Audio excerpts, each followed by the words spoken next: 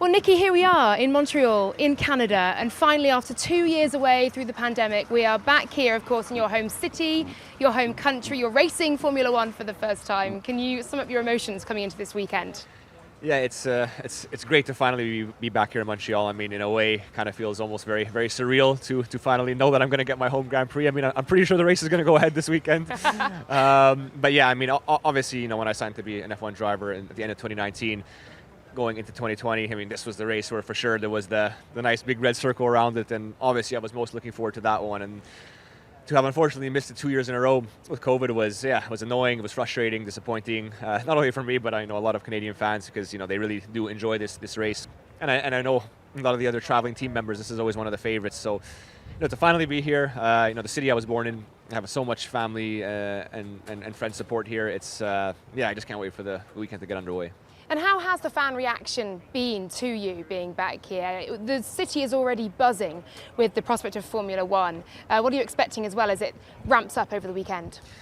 Yeah, I mean, this race in particular here in Montreal, I mean, the city kind of transforms when it's Grand Prix weekend, and there's just an amazing atmosphere. They often close down a lot of the roads, and they have different kinds of festivals and events going on. And,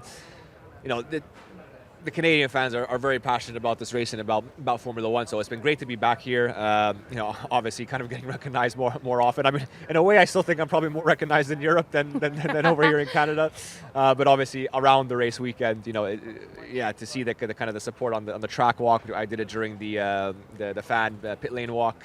Obviously at the hotel, a lot of fans camping outside and whatnot. And yeah, it's a very special feeling, I won't lie. As you say, you were born in Montreal as well. I've been enjoying it for the very first time over the last few days, straight from Baku. I'm sure you know all of its secrets. What does your Montreal look like? Well, I wouldn't say I know all the secrets, to be honest. I mean, I never really lived here. I mean, I moved to Toronto when I was 6 months old. So yeah, I didn't really get much in the way of experience in those 6 months. But yeah, I mean, I've obviously come here a lot as a kid growing up, for family events and whatnot. Like all my family, besides my immediate family, still lives here. I've done a lot of my kart racing here as well, kind of split between Ontario and Quebec growing up. So yeah, I think probably when I've come here the most, to be honest, was always on that Grand Prix weekend. It was always kind of like right after school exams, and I guess before I was old enough to do exams, kind of last week of school, first weekend out, come over to Montreal, family getaway, meeting up with obviously all the family here. So it's very, very cool. But yeah, for all the fans or people that have traveled in here, I mean, there's just so much to explore and experience in the city here. You can see already how much Formula One actually means to the people of Montreal and the people of Canada, and that it's finally back. Let's talk about the track. You say it's one of the team favourites. It's going to be fast. It's a low downforce once again. What are its challenges, and where do you think time is won and lost? Yeah, very, very unique track we have here. Very old school, which is quite cool because we don't get a lot of those on the calendar anymore. I think the real unique thing with this track is the curbs. Often on a lot of the new street tracks that we go to, there's the same style of curb everywhere.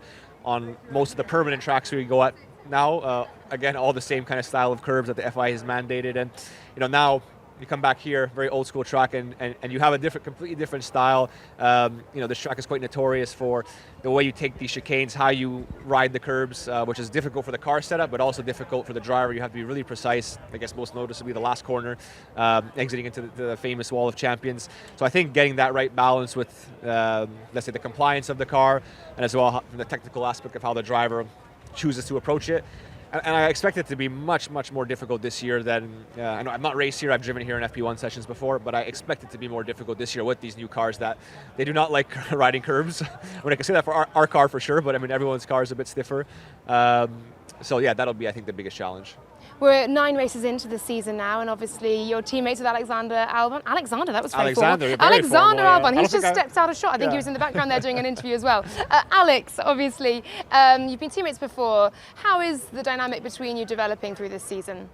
Yeah, I mean, Alexander and I are, I can't even say it with a straight face.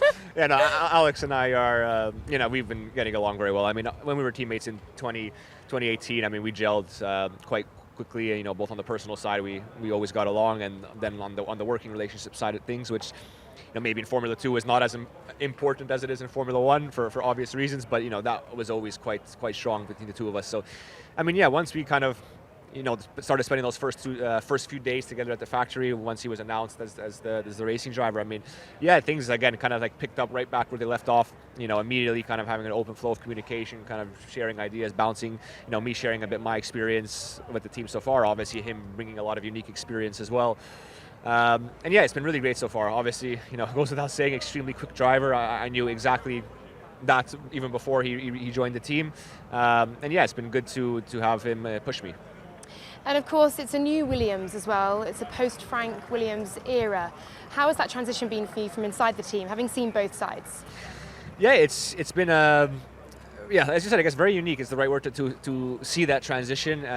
Obviously, when Doralton kind of took over the team, it was obviously a very, I guess, first a sad time for the team and for the sports. I mean, obviously, with the Williams family stepping away from F1 and all that they contributed to the sports. But at the same time, the team was obviously in a very, very difficult situation with COVID, and it was the necessary decision for the future of the team, for all the employees. So it's great. We've had that Doralton coming in, obviously new management with Joost, and he's made a lot of changes as well. And it's I mean the team is going through a lot of changes. So even now, I mean it's been what, a year and a half, I think, if I'm not mistaken. And progress takes very long in this sport. That's clear on all fronts, whether it's to do with the car, infrastructure at the factory, and whatnot. So that's coming step by step. And yeah, I have full faith it's going in the right direction. Let's look ahead to the weekend then. I know you launched some of the new merchandise. You spent a couple of hours at a department store here meeting and greeting fans.